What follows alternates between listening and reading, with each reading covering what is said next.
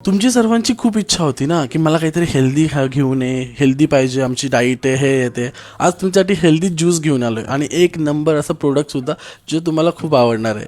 त्यासाठी मी आता काय करतो, ज्यूससाठी गाजर घेतलेत, गाजरला सोलून घेतो आणि त्याला आता कट करून घ्यायचं आहे. आता गाजरच्या आतमध्ये जो मोठासा व्हाईट तुकडा असतो ना, म्हणजे व्हाईट लाईन असते ना, ती कडूकडू असते, मला नाही आवडत, ती कट करून घ्यायची.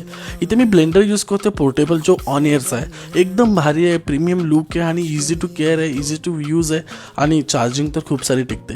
आता काय करतो, आपण याच्यामध्ये गाजर टाकतो, बीट टाकतो आणि थोडासा ॲपल टाकतो आणि अर्धा कप पाणी टाकतो. याच्यामध्ये जेवढं पाहिजे तेवढं टाकू शकता आणि झाकण लावून ब्लेंडर ऑन करतो. पहिले तर शंका होती की याच्यामध्ये गाजरचा ज्यूस होतो की नाही, कारण का गाजर कडक असतो ना, पण यांनी एक नंबर असा केला रे प्रोसेस. आणि मी एकदा पायनॅपल ज्यूस पण बनवला आहे, तो पण एकदम भारी केलेला आहे यांनी. सो हा जर प्रोडक्ट तुम्हाला बाय करायचा असेल, तुम्ही अमेझॉनवरतून बाय करू शकता, यांच्या पेजवरून लिंकवरून जाऊन पण बाय करू शकता. एक नंबर प्रोडक्ट आहे, मला तर फार आवडला. मी गेले 3-4 दिवसापासून यूज करतो. फायनली आपला ज्यूस तयार झाला आहे. या ज्यूसचे इतके फायदे आहेत ना यार, डोळ्यांसाठी, किडनीसाठी, सगळ्या गोष्टींसाठी फायदे. तुम्ही नक्की ट्राय करा हा ज्यूस आणि प्लीज हेल्दी मला सांगते ना खायला, तुम्ही पण खा. मी तर खातो, मी तर चालू केलं आहे आता.